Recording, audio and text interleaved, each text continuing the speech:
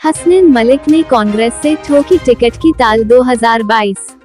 Sitarganj press conference करके हसनैन मलिक पूर्व दर्जा मंत्री ने 2022 को लेकर 68 विधानसभा सितारगंज से ठोकी ताल। हसनैन मलिक मुस्लिम समुदाय के एक गद्दावर नेता माने जाते हैं। मलिक ने कहा, उत्तर प्रदेश उत्तराखंड के मुख्यमंत्री पंडित नारायण दत्त तिवारी जी के साथ भी काम किया, पूर्व मुख्यमंत्री हरीश रावत जी सरकार में काम किया और संगठन में भी काम करने का बार बार मौका मिला। बहुत छोटे लेवल से अपनी राजनीति शुरू की। पंडित नारायण दत्त तिवारी बहेड़ी नैनीताल लोकसभा सीट के एमपी हुआ करते थे। उस समय मैं उनका प्रतिनिधि के रूप में काम करता था। लगभग 31 साल हो गए कांग्रेस पार्टी में सेवा करते हुए। तब से अब तक मैंने मुस्लिम समुदाय की 33,700 लगभग आबादी हो चुकी है। तो हमने और पूर्व चेयरमैन हाजी अनवर अहमद ने बैठकर मशवरा किया, एक आवाज उठाई जाए, क्योंकि पिछली बार भी आवाज उठी थी, मगर वह हमारे हाईकमान श्रीमती सोनिया गांधी और हमारे राहुल गांधी जी और उत्तराखंड के हरीश रावत जी जब टिकट की दौड़ में मुस्लिम समुदाय और बंगाली समुदाय के लोग भी थे। उसके बाद कांग्रेस पार्टी ने मौका दिया हमारे बंगाली समुदाय की मालती विश्वास को। उस समय मुस्लिम समुदायों ने कांग्रेस के हक में 7,080% वोटिंग की थी और इस बीच उन्होंने बीजेपी को भी घेरा। उन्होंने कहा, देश के प्रधानमंत्री नरेंद्र मोदी बने तब से देश के ऊपर महंगाई की बरसात आ गई। डीजल पेट्रोल गैस दाम आसमान छू रहे थे। भारतीय जनता पार्टी ने जो हमारे देश की जनता के ऊपर, प्रदेश और जिलों के ऊपर जो महंगाई थोपी है 2022 में, मैं भरोसे के साथ कहना चाहता हूं, जनता अपने वोट के माध्यम से बहुत जल्दी अपना हिसाब करने वाली है। सितारगंज से मोहम्मद रिजवान की रिपोर्ट। के साथी आज आपने याद करा, मैं आपको सबसे पहले धन्यवाद देता हूं। और आपने जो सवाल किया है मुस्लिम का, कांग्रेस पार्टी एक सारी जाति की पार्टी, कौमी एकता की पार्टी है और सारे धर्मों को लेके चलने वाली पार्टी है। अभी एक मांग सितारगंज से जो लगातार उठ रही थी, तो हम और अनवर भाई ने एक प्रेस वार्ता की थी अभी 2 दिन पहले, और हमने यह कहा था, पार्टी के सिपाही की हैसियत से लगभग 31 साल से काम कर रहे हैं। और मैं पूर्व मुख्यमंत्री पंडित नारायण दत्त तिवारी जी जब उत्तर प्रदेश उत्तराखंड के 2 बार मुख्यमंत्री बने, उनके साथ भी रह के मैंने काम किया। और पूर्व मुख्यमंत्री हमारे हरीश रावत जी, उनके साथ भी सरकार में भी काम किया और संगठन में भी मुझे मौका मिला बार बार काम करने का। और मैंने बहुत छोटे लेवल से अपनी राजनीति करी।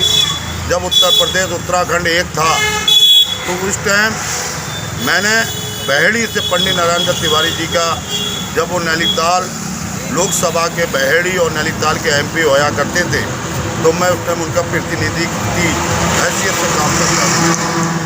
तो हमें लगभग 31 साल हो गए पार्टी की सेवा करते हुए। और मुझे जब मैंने यहाँ की मुस्लिम की अपनी तादाद देखी 33,700 लगभग वोट की, तो हमने और अनवर भाई ने एक मशवरा करा, अपनी कौम के लिए, अपनी बिरादरी के लिए भी एक आवाज़ उठाई जाए।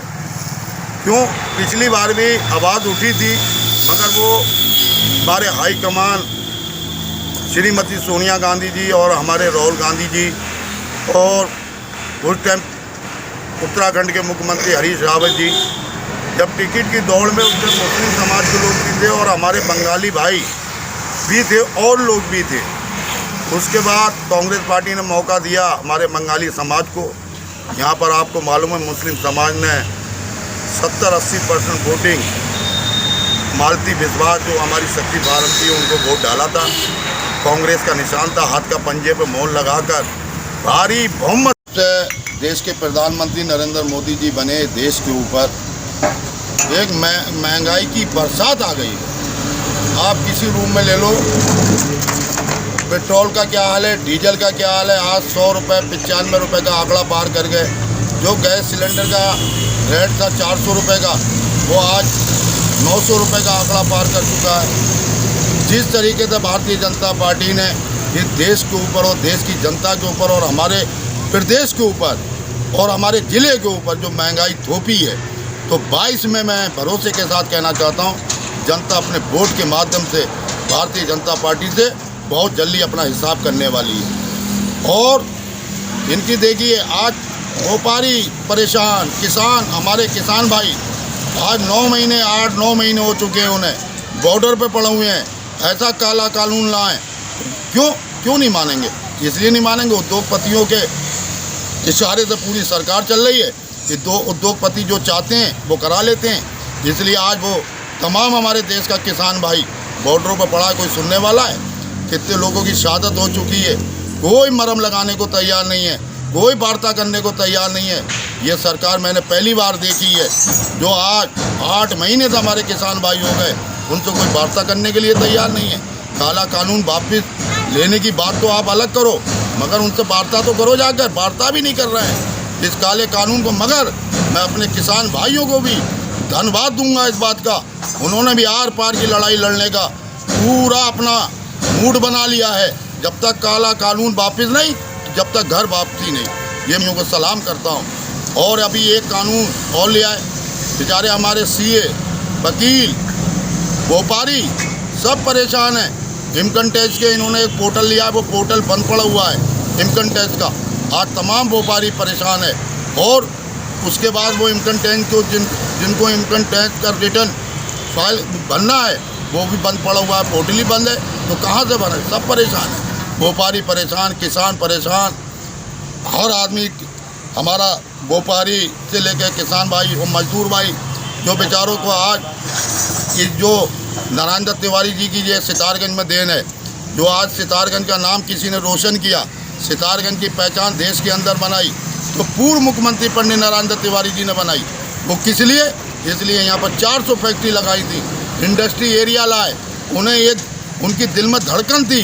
तराई का एरिया है, सितारगंज पिछड़ा एरिया है, यहाँ पर मजदूर बहुत हैं, उन्होंने इंडस्ट्री लगाकर आज उन इंडस्ट्रियों का क्या हाल है आप देख ही रहे हैं। मेरे